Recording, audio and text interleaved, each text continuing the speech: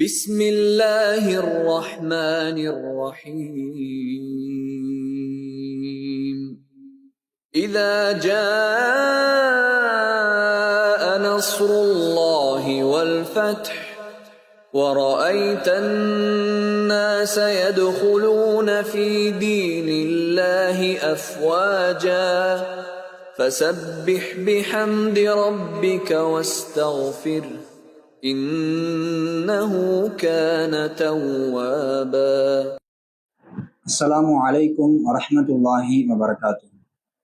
இன்னல் ஹம்தலில்லாஹ் நஹ்மதுஹு வ நஸ்தஈனுஹு வ நஸ்தக்ஃபிருஹு வ நஊது பில்லாஹி மின் ஷுரூரி அன்ஃபுஸினா வ ஸய்யிஆத்தி அஅமாலினா மை யஹ்திஹில்லாஹு ஃபலா முதில்ல லஹு வ மை யுضلل ஃபலா ஹாதிய லஹு.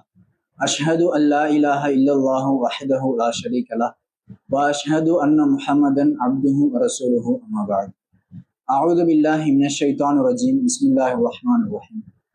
يا أيها الذين آمنوا اتقوا الله وقولوا قولا سديدا يا أيها الذين آمنوا اتقوا الله حق تقاته فلا تموتن إلا وأنتم مسلمون يا أيها الناس اتقوا ربكم الذي خلقكم من نفس واحدة وخلق منها زوجها وبث منهما رجالا كثيرا ونساء واتقوا الله الذي تساءلون به والأرحام إن الله كان عليكم رقيبا. قال ربي اشرح لي صدري ويسر لي امري واحلل عقدة من لساني يفقهوا قولي ربي زدني علما. செய்திகளில் மிகவும் உண்மையானது அல்லாஹுடைய வேதமாகும். வழிகாட்டுதல்களில் மிகவும் அழகானது நபிகள் நாயகம் ஸல்லல்லாஹு அலைஹி வஸல்லம் அவர்களின் வழிகாட்டுதல் ஆகும்.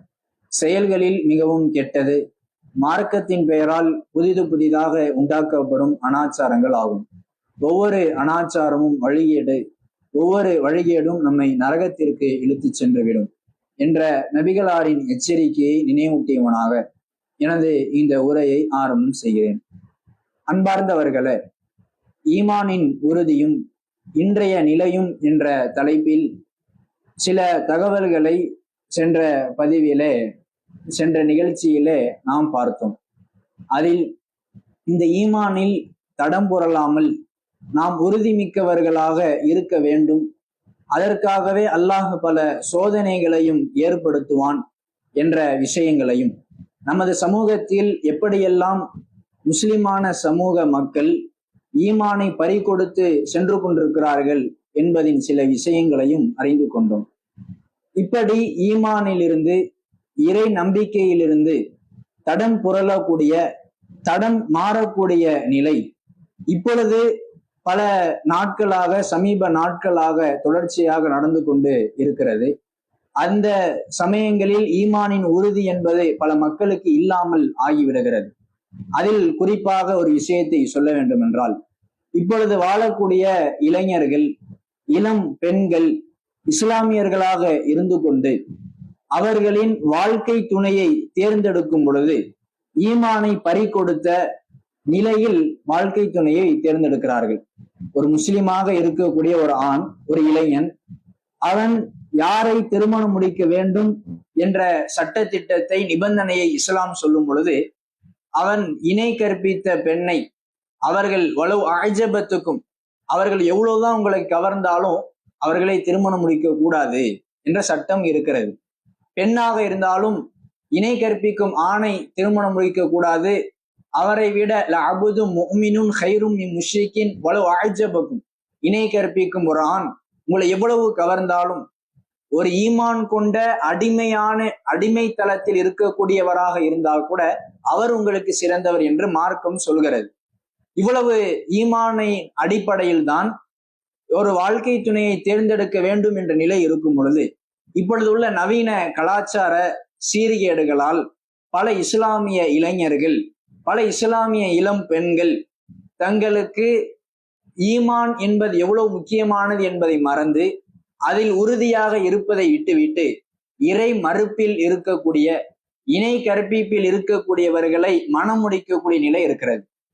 பெற்றோர்களுக்கு தெரியாமல், குடும்பத்தார்களிடம் சொல்லாமல், அவர்களின் ஒப்புதல் வாங்காமல் அவர்கள் தங்களுடைய மனம் போன போக்கில் இப்படியான நிலையை கையாள்கிறார்கள். இப்படி ஈமானை இழந்து ஒரு பக்கம் இளைய சமுதாயமும் சென்று கொண்டிருக்கிறது. நாம் ஏற்கனவே சொன்ன விஷயம், ஈமானின் சுவையை ஒருவன் எப்போது சுவைக்க முடியும்? இறை மறுப்பில் விழுவதை ஒரு நெருப்பில் விழுவதை போல பயப்பட வேண்டும். ஒரு நெருப்பை கண்டு அஞ்சுவதை போல இறை மறுப்பில் அதில் திரும்ப போய் வீழ்வதை, இஸ்லாமியனா இருந்துகிட்டு ஈமான் கொண்டவனா இருந்து கொண்டு திரும்பவும் இறை மறுப்பில் போய் விழுவது அப்படி பயப்படணும் என்று நபிகளார் சொல்லியிருக்க, இப்படியான ஒரு அவல நிலை ஏற்படுகிறது. ஒரு பக்கம் பதவி ஆசைக்காக, புகழை பெறுவதற்காக, பொருளாதார ஆசைக்காக பல மக்கள், ஆண்கள், பெண்கள் ஒரு பக்கம் ஈமானை பறிகொடுத்து, ஈமானில் உறுதி இல்லாமல், இறைவனுக்கு பயம் இல்லாமல், நாம் ஏற்றிருக்கிற கொள்கை, அல்லாஹ்வை நம்பி இருக்கக்கூடிய அந்த நம்பிக்கை எவ்வளவு மகத்துவமானது என்பதையெல்லாம் உணராமல் தவறி கொண்டிருக்கிறார்கள் என்றால், ஒரு பக்கம் இப்படியான வழிகேடுகளால் தன்னுடைய மனோ இச்சைகள் தூண்டக்கூடிய நிலையில் உணர்வுகளுக்கு கட்டுப்பட்டு ஈமானை மறக்கக்கூடிய நிலை இருக்கிறது. இப்படியான நிலை யாருக்கும் எப்பொழுதும் ஏற்படலாம். நாம் நம்ம மனசுக்குள்ள நினைப்போம், நான்லாம் அப்படி செய்ய மாட்டேன், எந்த காரணத்துக்காகவும் பெண்ணுக்காகவோ பொண்ணுக்காகவோ அல்லது காசுக்காகவோ அல்லது புகழுக்கோ ஆசைக்கோ ஆசைப்பட்டு எந்த விதமான விதத்திலேயும் நான் ஈமானில் இருந்து தடம் புரள மாட்டேன் அப்படின்னு மனசுக்குள்ள நம்மளை நாமே ஆறுதல் படுத்தி இருக்கலாம். இதெல்லாம் யாரோ எவரோ செய்யறாங்க, நானும் அப்படி போக மாட்டேன் அப்படின்னு சில பேர் நினைத்து கொள்ளலாம். ஆனா நபிகள் நாயகம் சொல்கிறார்கள், ஒவ்வொரு மனிதனுடைய உள்ளமும் அல்லாஹுவின் 2 விரல்களுக்கு மத்தியில் இருக்கிறது. அவன் எப்படி நாடுகிறானோ அப்படி அவன் திருப்பி விடுவான். இந்த செய்திய நபிகளார் எப்போ சொல்றாங்கன்னா, ஒரு பிரார்த்தனையை நபிகள் நாயகம் ஸல்லல்லாஹு அலைஹி வஸல்லம் அவர்கள் அதிகமாக கேட்பார்கள். யா முகல்லிபல் குலூப், உள்ளங்களை புரட்டக்கூடியவனே, சப்பித் கல்பி அலா தீனிக், என்னுடைய உள்ளத்தை, என்னுடைய இந்த மனதை உன்னுடைய மார்க்கத்திலேயே நிலை பெற செய்து விடுவாயாக அப்படின்னு பிரார்த்தனை செய்வாங்க. இப்போ உள்ளங்களை புரட்டுவது இறைவன் தான். யா அல்லாஹ், நீ தான் உள்ளங்களை புரட்டுவாய், என் உள்ளத்தை புரட்டி விடாமல் நான் மரணிக்கும் வரை என் உள்ளத்தை உன்னுடைய மார்க்கத்தின்படி ஈமானின் அடிப்படையிலே இருக்க செய்துவிடுன்னு ரசூலுல்லாஹ் துவா செய்யறாங்க. இப்ப சஹாபாக்கள் கேட்கிறார்கள், நீங்க இந்த துவாவை செய்றீங்க, நீங்கள் அல்லாஹ்வால் புரிந்து கொள்ளப்பட்டவர்கள், எப்படி நீங்கள் தவறுக்கு வழிகேட்டிற்கு திரும்பவும் செல்வீர்கள் அப்படின்னு கேட்கிறாங்க. அப்பதான் நபிகள் நாயகம் ஸல்லல்லாஹு அலைஹி வஸல்லம் இந்த செய்தியை சொல்கிறார்கள், ஒவ்வொரு மனிதனின் உள்ளமும் அல்லாஹ்வின் 2 விரல்களுக்கு மத்தியில் இருக்கிறது. யாருடைய உள்ளமா இருந்தாலும் மிகப்பெரிய ஈமானில் உறுதிமிக்கவர், அவரை யாராலும் எவராலும் அசைத்து விட முடியாது, என்ன இக்கட்டான நிலை வந்தாலும், ஆசை வார்த்தைகள் வந்தாலும் அவர் ஈமானில் இருந்து பின்வாங்க மாட்டார் என்று நினைப்பவரை கூட, அவரின் உள்ளத்தை கூட புரட்டுவதற்கு இறைவன் அதிகாரம் படைத்தவன். அப்படிப்பட்ட இறைவனிடம் இந்த பிரார்த்தனையை நானும் தான் கேட்கணும்னு கேட்கிறாங்க. அப்ப நம்ம எந்த அளவிற்கு அந்த துவாவை கேட்கும்? ஈமானில் உறுதியானவர்களாக இருக்க நாம் இது போன்ற பிரார்த்தனைகளை ஈமானில் இருந்து நாம் தடம் புரண்டு விடாமல் இருப்பதற்கு அதிகமாக கேட்க வேண்டும்.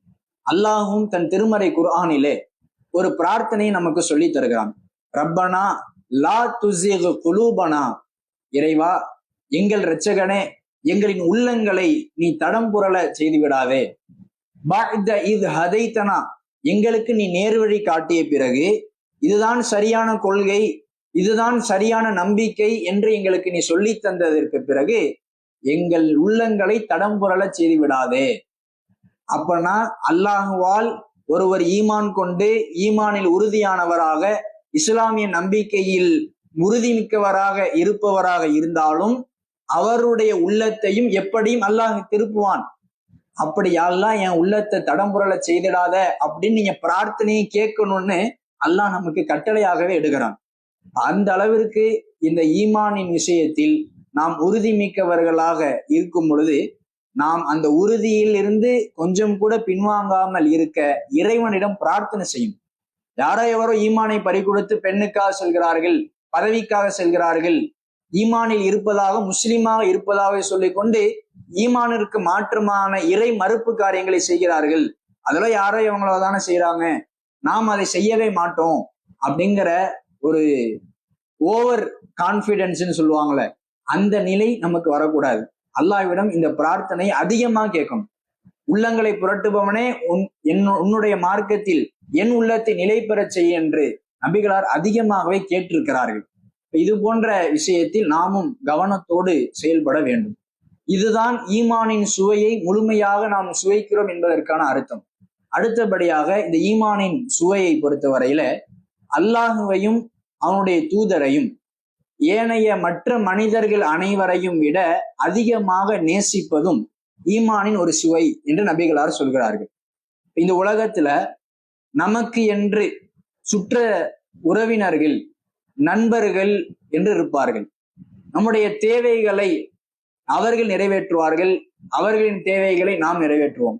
ஒரு உதவி என்றால் நாமும் அவர்களுக்கு செய்வோம், அவர்களும் நமக்கு செய்வார்கள். நம்முடைய இன்ப துன்ப நிகழ்ச்சிகளிலே அவர்களும் பங்கு கொள்வார்கள், அவர்களுடைய நிகழ்ச்சிகளிலே நாமும் பங்கு கொள்வோம். இப்படியாக ஒரு மனிதனுக்கு என்று நட்பு வட்டாரங்கள், குடும்ப உறுப்பினர்கள், உறவினர்கள் என்று ஏராளமான சுற்றங்கள் இருக்கிறது. இப்படி இருக்கக்கூடிய தருவாயில் ஒரு மனிதனுக்கு மிகவும் நெருக்கமான விருப்பமானவராக இருக்கக்கூடியவர், இருக்க வேண்டியவர்கள் பெற்றோர்கள். அந்த பெற்றோர்களை அல்லாஹ் சொல்லும் போது கூட அந்த பெற்றோர்கள் ஒரு விஷயத்தை உங்களுக்கு சொல்றாங்க அப்படின்னா, இன் ஜாஹதாக்க அலா அன் துஷ்ரிக பி மா லைஸலக பிஹி இல்ம், உங்களுடைய பெற்றோர்கள் உங்களுக்கு எனக்கு இணை கற்பிக்குமாறு அறிவுறுத்துகிறார்கள் அப்படின்னா, ஃபலா துதிஉஹுமா, அந்த இருவர்களுக்கும் நீங்கள் கட்டுப்படாதீர்கள். சாஹிபுஹுமா ஃபித்துன்யா மஅரூஃபா, அவர்களுக்கு இந்த உலகில் நல்ல முறையில் பணிவிடை செய்யுங்கள், உபகாரம் செய்யுங்கள், அவர்களோடு நெருங்கி பழகுங்கள். ஆனால் எனக்கு இணை கற்பிக்குமாறு அவர்கள் சொன்னால் அதற்கு கட்டுப்படாதீர்கள் அப்படின்னு அல்லாஹ் சொல்கிறான். ஆனா நம்முடைய மார்க்கம் தாய் தந்தையரை பேணும் விஷயத்திலே, அவர்களுக்கு செலவு செய்யும் விஷயத்திலே, அவர்களை பராமரித்து அரவணைக்கும் விஷயத்திலே ஏராளமான வழிகாட்டுதல்களை, வலியுறுத்தல்களை நமக்கு சொல்லி தந்து இருக்கிறது. அப்படி சொல்லி தந்த இந்த மார்க்கத்தில் அவ்வளவு உயர் அந்தஸ்தில் நீங்கள் மதிக்க வேண்டிய அந்த பெற்றோர்கள் கூட குர்ஆனிற்கு மாற்றமாகவோ, அல்லாஹின் வசனங்களுக்கு முரணாகவோ, இறை தூதரின் பொன்மொழிக்கு எதிராகவோ ஒரு கருத்தை சொன்னால் அதை நீங்கள் கட்டுப்பட தேவையில்லை, அதற்கு நீங்கள் செவி சாய்க்க தேவையில்லை என்று அல்லாஹ் சொல்கிறான். இப்ப ஏற்கனவே ஒரு விஷயம் ஈமானின் சுவை என்று நபிகளார் சொன்னது, உலகத்தில் உள்ள எல்லாரையும் விட என்னை, இறைவனை நேசிப்பது என்றார்கள். இன்னொரு பக்கம் பெற்றோர்களையும் நேசிக்க வேண்டும் என்று மார்க்கம் சொல்கிறது. இதை எப்படி புரிஞ்சுக்கிறது? பெற்றோரை நேசிக்க வேண்டும், அவர்களை அரவணைக்க வேண்டும்.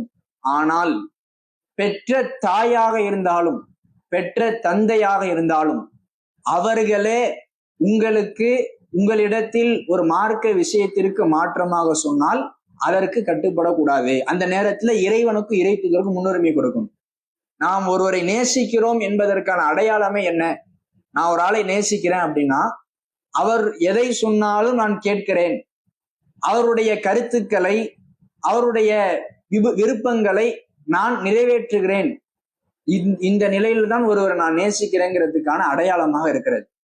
அப்படி என்றால் இறைவனை நம்முடைய உயிரை விட மேலாக, இறைவனின் தூதர் நபிகள் நாயகம் ஸல்லல்லாஹு அலைஹி வஸல்லம் அவர்களை நம்முடைய உயிரை விட மேலாக நேசிக்க வேண்டும் என்று மார்க்கம் சொல்கிறது. அந்நபியு அவுலா பில் முஃமினீன மின் அன்ஃபுஸிஹிம், இந்த நபி முஃமின்களுக்கு தங்களின் உயிரை விடவும் மேலானவர் என்று மார்க்கம் சொல்கிறது.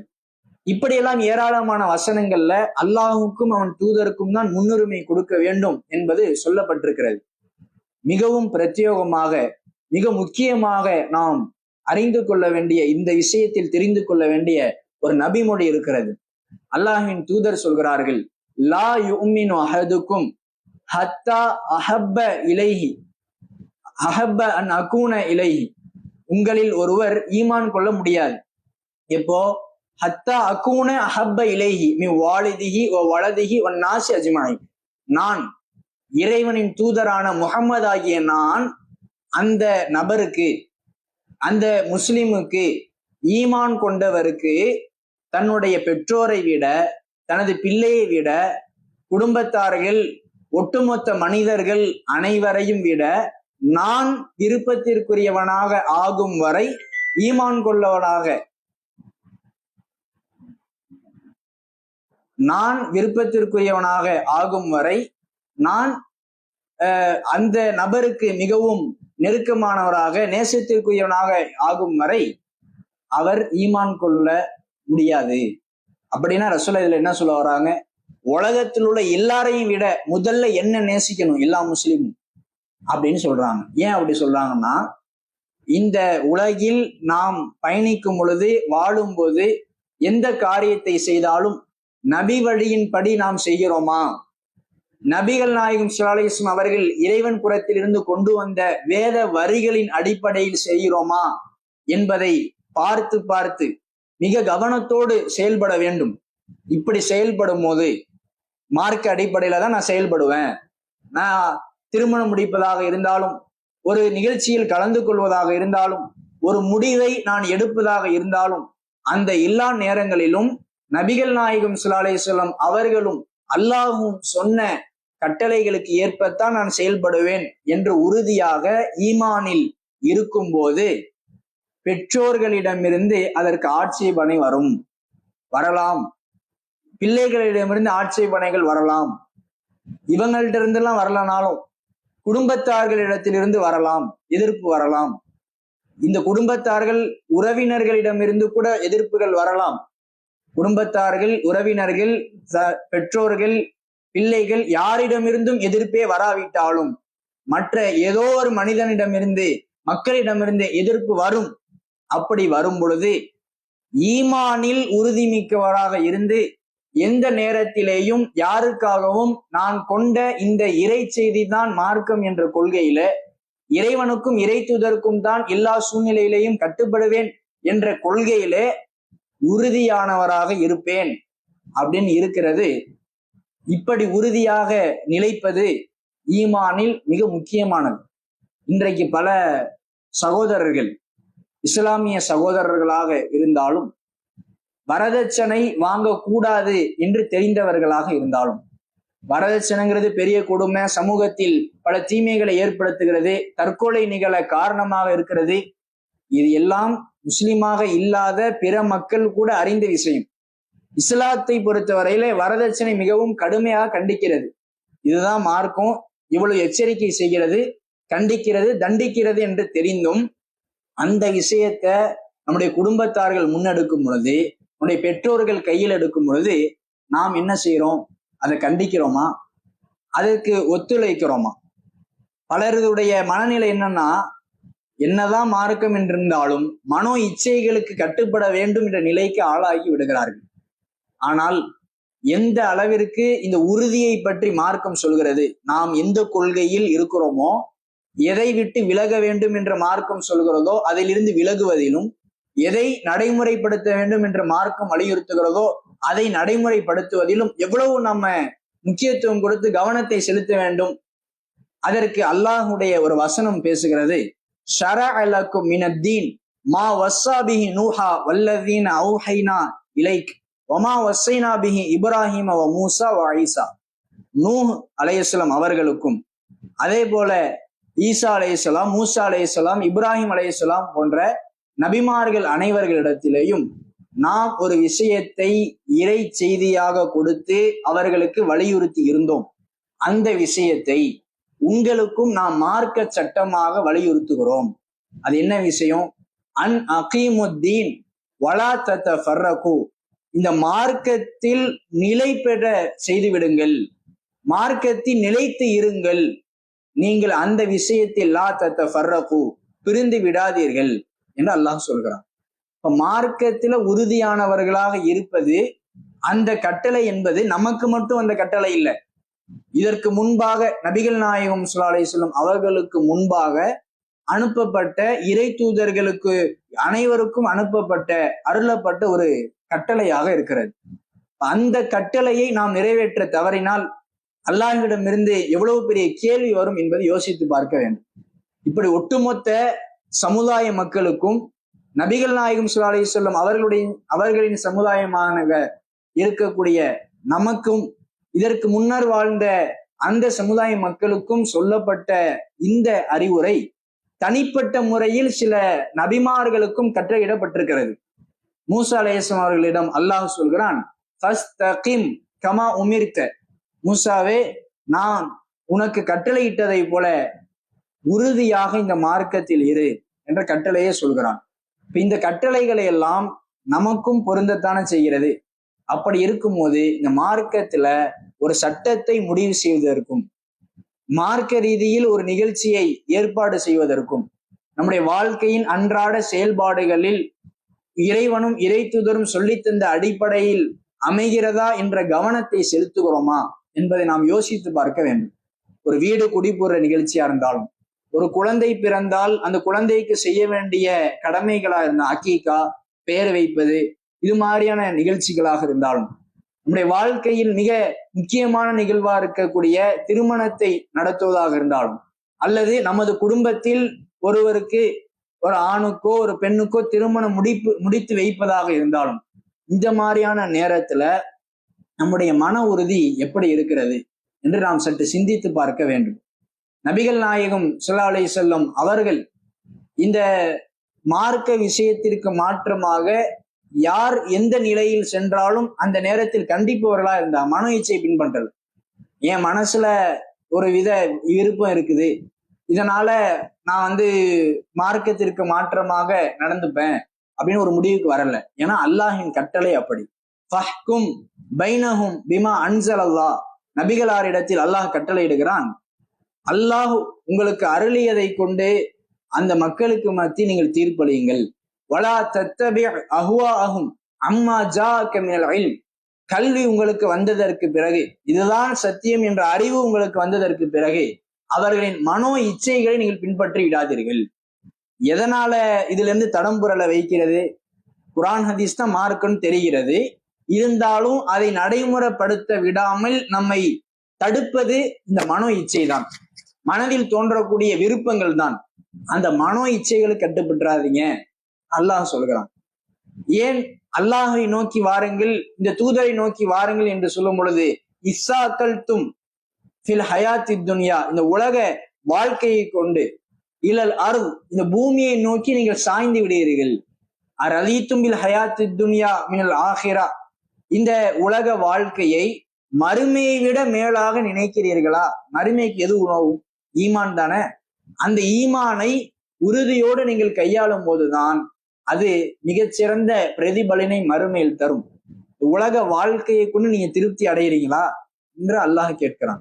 மறுமையில் வெற்றி பெற வேண்டும் என்றால் இது போன்ற விஷயங்களில் நாம் இறைவனுக்கு முன்னால் நிற்க போகிறோம் என்பதை கட்டளையாக, இறைவன் சொன்ன அந்த அறிவுரையாக நாம் மனதில் பதிய வைத்து அதிலிருந்து மனோ இச்சையிலிருந்து விடுபட வேண்டும். அப்பதான் சொர்க்கம் நமக்கு கட்டளையாகும், கடமையாகும். அல்லாஹ் சொல்கிறான், அம்மா மன் காஃப மகாம ரப்பி, தனது இறைவனுக்கு முன்னால் நாம் நிற்க போகிறோம் என்பதை யார் பயந்து, வனஹன் நஃப்ஸ அனில் ஹவா, மனோ இச்சையை விட்டும் யார் தவிர்ந்து கொள்கிறாரோ, இன்னல் ஜன்னத ஹியல் மஅவா, அவருக்கு சொர்க்கம்தான் அவருடைய தங்குமிடமாக இருக்கும் என்று அல்லாஹ் சொல்கிறான். சொர்க்கத்தை நாம் நம்முடைய தங்குமிடமாக ஆக்குவதற்கு நாம் செய்ய வேண்டிய மிக முக்கியமானது, மிக பிரதானமானது மனோ இச்சையை விட்டு விலகுவது. மனோ இச்சை என்ன சொல்லும்? நமக்கு தெரிந்தவர்களே, நமக்கு கண் முன்னாலே பல தவறுகள் நடக்கும் பொழுது நாம் நம்முடைய மனதில் தோன்றக்கூடிய விஷயங்கள், இது தவறுதான், இருந்தாலும் நம்முடைய சுற்ற உறவினர்களை, பெற்றோர்களை திருப்திப்படுத்தணுமே அப்படிங்கிற ஒரு எண்ணம். இதுதான் இந்த மனோ நெருக்கடியை ஷைத்தான் ஏற்படுத்தித்தான் நமக்கு ஏராளமான தீமைகளின் பக்கம் நம்மை தள்ளி விடுகிறான். ஆனா அல்லாஹ் சொல்கிறான், உங்களுக்கு ஏவப்பட்டதை தயவு தாட்சணியமே இல்லாம போட்டு உடைப்பீராக என்று அல்லாஹ் சொல்கிறான். மர்ரா மின்கு முன்கரன், உங்களில் ஒருவர் ஒரு தீமையை கண்டால்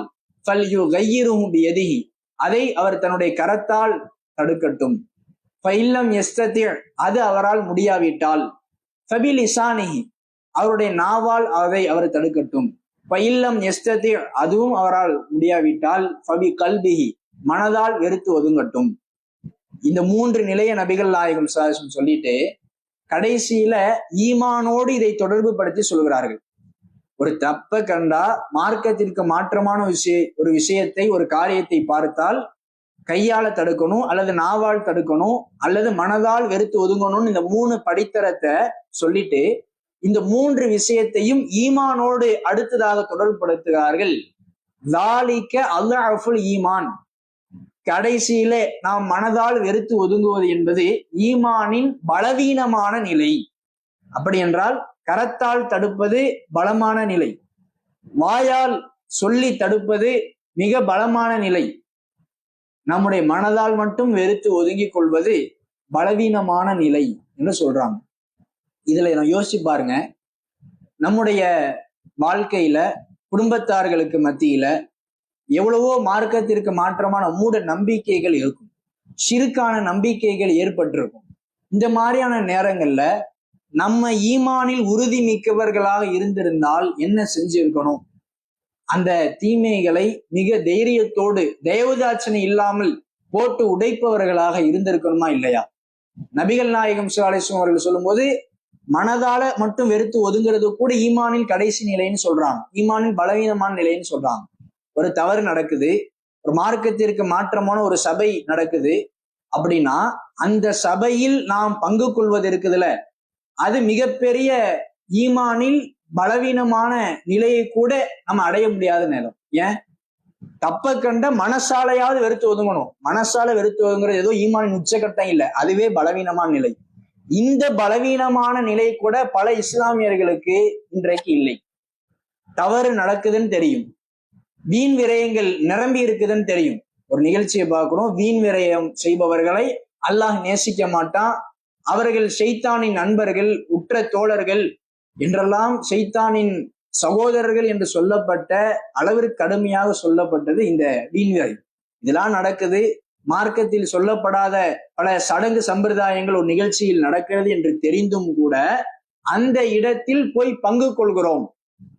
அதை பார்த்துட்டு விலகிறது கூட ஈமானின் பலவீனமான நிலைனா, விலக கூட முடியல, அங்க போய் நம்ம பங்கு கொள்கிறோம் என்றால் ஏதோ நம்ம சும்மா போய் பார்த்துட்டு தான் வந்தேன், அவங்க செய்யக்கூடிய அந்த தீமைகளை நான் செய்யல, அவங்க செய்யறாங்க, ஆடம்பர திருமணம் நடத்துறாங்க, வரதட்சணை திருமணம் நடத்துறாங்க, அல்லது மார்க்கத்திற்கு மாற்றமான ஒரு சபை நடக்கிறது, அங்க போய் நான் சும்மா கலந்துக்கத்தான் செய்யறேன் அப்படின்னு ஒரு சாக்கு போக சொல்றோம். நம்ம ஒண்ணு புரிஞ்சுக்கணும், அல்லாஹ்வின் பார்வை எப்படி தெரியுமா இருக்கும்?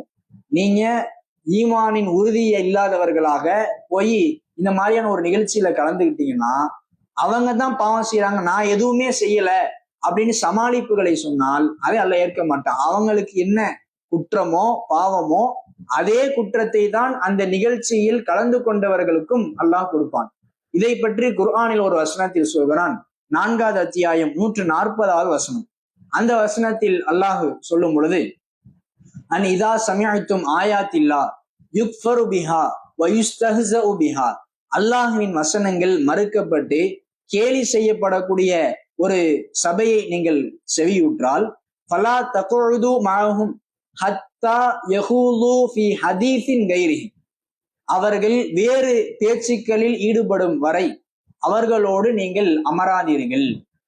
அவங்க அந்த நிலையிலே இருந்தாங்கன்னா, அல்லாஹ்வின் வசனங்களுக்கு மாற்றமான ஒரு நிலையாக இருந்தாங்கன்னா அந்த இடத்துல நீங்க போகவே கூடாது. அந்த விஷயம் முடிஞ்சிருச்சு அப்படின்னா அங்க போகலாம் அப்படின்னு சொல்லிட்டு, ஒருவேளை நீங்க அவங்களோடு போய் கலந்தால் இன்னக்கும் இதம் மிஸ்லுஹும், நீங்களும் அவர்களை போன்றவர்கள் தான். அவங்க என்ன பாவத்தை சுமப்பார்களோ, என்ன தீமையை தலையில் அள்ளி போட்டுக் கொள்வார்களோ அதே மாதிரி தான் உங்களுக்கும். எதுவும் ஏற்றத்தாழ்வுலாம் கிடையாது. இப்படி சொல்லப்பட்ட நிலையில நம்ம இவ்வளவு மார்க்கத்தில் கடுமையாக தடுக்கப்பட்ட ஒரு செயலை, உறவை பேணுறோம், உறவுகளுக்கு முன்னுரிமை கொடுக்கணும், விருந்தழைப்புக்கு நம்ம பதிலளிக்கணும்னு சொல்லி சமாளிப்புகளை சொல்லிக்கொண்டு பல நிகழ்ச்சிகளிலே மார்க்கத்திற்கு மாற்றமான நிகழ்வு இருக்கிறது என்று தெரிந்தும் அது செய்யக்கூடாதுன்னு நம்ம மனசுல அறிந்து வைத்திருந்தும் நம்ம போய் கலந்துக்கிறோமே. நம்ம விருந்தழைப்பை ஏற்கணும், உறவினர்களை பேணணும் அப்படின்னு இருக்கும் பொழுது, அப்படிப்பட்ட அந்த உறவுகளை பேணக்கூடிய நேரத்தில் நபிகள் நாயகம் ஸல்லல்லாஹு அலைஹி வஸல்லம் அவர்கள் எப்படியான நடைமுறை செஞ்சிருக்கிறாங்க? அத்தன் நபி ஸல்லல்லாஹு அலைஹி வஸல்லம் பைத்த ஃபாத்திமா, ஃபாத்திமாவுடைய வீட்டுக்கு நபிகளார் வந்தார்கள். எதுகுலு அலைஹா, அங்க வந்து பாக்குறாங்க. அந்த நேரத்துல சித்திரன் மூஷியன், ஒரு உருவம் பொறிக்கப்பட்ட ஒரு திரை இருக்கிறது, திரும்ப போயிடுறாங்க. இதை பற்றி நபிகள் நாயகம் ஸல்லல்லாஹு அலைஹி இடத்துல அலி ரலியல்லாஹு அன்ஹு அவர்கள், ஃபாத்திமா அவர்களுடைய கணவர் வந்து கேட்கும் போது, எனக்கு இந்த உலகத்திற்கு என்ன தொடர்பு, ஏன் இப்படி ஒரு உருவ திரைய நீங்க வச்சிருக்கிறீங்க, உருவம் பொறிக்கப்பட்ட திரையை வச்சிருக்கீங்கன்னு சொல்லி கண்டிக்கிறாங்க. எதுக்கு வந்தாங்க? ஃபாத்திமா ரலியல்லாஹு அன்ஹா அவர்கள் வீட்டுக்கு வந்தாங்க, ஒரு விருந்துக்குத்தான் வந்தார்கள் என்றால் அந்த நேரத்தில் அதை புறக்கணிக்கிறார்கள். பெத்த மகள் தான், தான் பெற்றெடுத்த மகளாக இருந்தால் கூட அவர்கள் ஒரு மார்க்கத்திற்கு மாற்றமான நிலையில் ஒன்றை வைத்திருக்கும் பொழுது, இறைவன் தடுத்த உருவத்தை ஒரு அலங்காரமாக வெளிப்படையான தோற்றத்தில் வைக்கக்கூடாது என்ற தடுக்கப்பட்ட விஷயத்தை வைத்திருக்கும் பொழுது நான் வரமாட்டேன் அப்படின்னு விலகிறார்கள் என்றால், அப்ப ரசூலா விருந்தழைப்பை புறக்கணித்தார்கள், உறவை முறித்தார்கள் அப்படின்னு சொல்ல முடியுமா? உறவை பேணித்தான் இருந்தாங்க. மார்க்கத்திற்கு முரண் என்று வந்துவிட்டால் அந்த நேரத்திலிருந்து விலகத்தான் செய்தார்கள். அப்படி விலகித்தான் ஆக வேண்டும். அப்படி நம்முடைய நெருங்கிய உறவினர்களாக இருந்தாலும், அவர்களுடைய நிகழ்ச்சிகளாக இருந்தாலும், இறைவனும் இறை தூதரும் காட்டி தந்த முறையில் அது இருந்தால் நாம் தாராளமாக உறவை பேணும் விதமாகவும் மார்க்கத்தை நிலைநிறுத்தும் விதமாகவும் கலந்து கொள்ளலாம். ஆனால் மார்க்கத்திற்கு மாற்றமாக அவர்கள் செயல்படும் பொழுது, அந்த நிகழ்ச்சி அரங்கேற்றப்படும் பொழுது அதிலிருந்து நாம் முழுவதுமாக விலகுவதுதான் நாம் ஈமானில் உறுதிமிக்கவர்களாக இருக்கிறோம் என்றும், என் அனைவரையும் விட இறைவனையும் இறை தூதரையும் மேலாக நேசிக்கிறோம் என்றும் அர்த்தம். இது தொடர்பான ஏராளமான இன்னும் பல குர்ஆன் வசனங்களும் ஹதீஸ்களையும் நாம் அடுத்தடுத்த நிகழ்வுகளிலே அறிய இருக்கிறோம். அஸ்ஸலாமு அலைக்கும் வரஹ்மத்துல்லாஹி வபரகாத்துஹு. அல்லாஹ்